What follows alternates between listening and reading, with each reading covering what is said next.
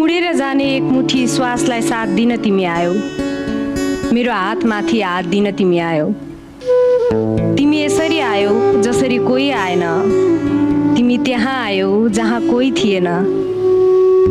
उत्सुकता हराएको मेरो दिनहरूमा रहर बनेर, निभेको मेरो घरमा झिलिमिली सहर बनेर, दुखिरहेको घाउको मलम बनेर, जीवनलाई बुझ्ने नौलो चलन बनेर, जीवन बाँच्दै जाँदा ज्यानले कयौं शर्त चाखेको छ।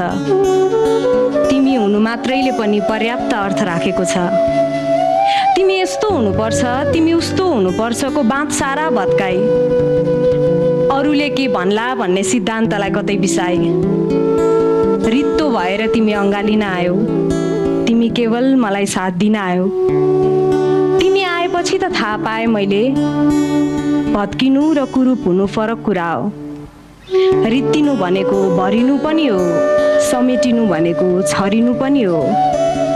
एक अर्कामा समेटिएर हामी प्रेम छरिरहेछौँ र हामीलाई थाहा छ प्रेमको बोटमा प्रेम नै फल्नेछ। अनि एक दिन हामी असंख्य प्रेमिल जोडीहरूसँग बात मारिरहेका हुनेछौँ। सामान्य भएर, प्रेमी भएर, मान्छे भएर।